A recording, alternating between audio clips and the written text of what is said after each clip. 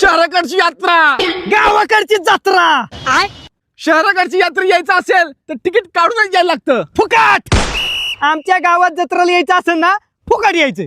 आज मग तिकीट फिकीट तसलं काय नसते. कुणी बी या कुणी बी जा, आहो जाओ घर तुम्हाला. शहराकडची यात्रेत पार्किंगची मोठी व्यवस्था केलेली असती. रताळी. आमच्या इकडे अजिबात पार्किंग फिरकिंगची कायची व्यवस्था नसती. कुणी बी या आणि कुठं बी गाड्या लावा. पण बाजारात म्हणलं तरी गाड्या लावतो आम्ही. मग येणारे जाणारे लोक बी हँग होतात.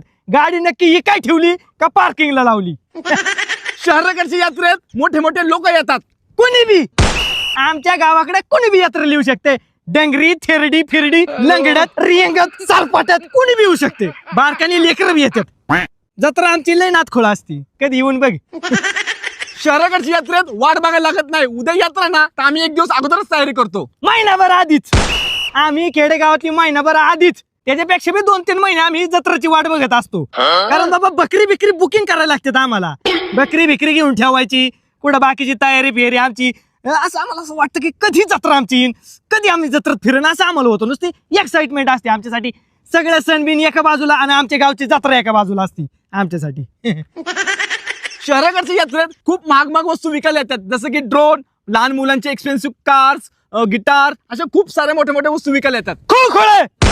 आमच्या गावात डायरेक्ट खुळखुळ विकायला येतात. खुळखुळ, JCB, रिमोटच्या गाड्या, डम्पिंग पिंपिंग असलंच असतं आमच्याकडे विकायला. आणि बायांचे नथनी फितनी तसलं असते. ते बिल एक्सपेन्सिव्ह नसते. 10,000 रुपये 20-20 रुपयात असते. तसलं रेकॉर्डिंग चालूच असतं कुठल्या बी दुकानापुढे. या मामा या काका कोणतीही वस्तू घ्या फक्त 10 रुपये. असलंच असतं आमच्याकडे सगळे.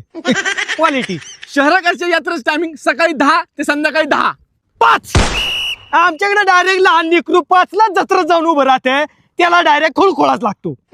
खुळखुळा जर नाही दिला तर ती तिथंच रडत बसते.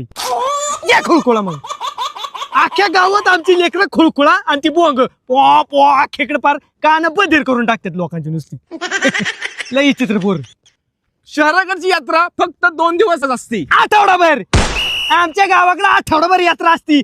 तमाशा बिमाशा काही एकदम तिघांना असतो आमच्या यात्रेत. अख्खा वर्षभरात जेवढे लोक कमावतात ना पैसे डायरेक्ट यात्रेत उधळून टाकतात. पाहुणी रावळी सगळी मटणं फिटणं खाऊन ओके मध्ये. त्यामुळे सांगतोय जत्राचा जर नाद करायचा असेल ना तर गावाकडे ये. गावात सगळे टॉपचेच विषय असतात. त्यामुळे गावाकडचा नाद करायचाच नाही.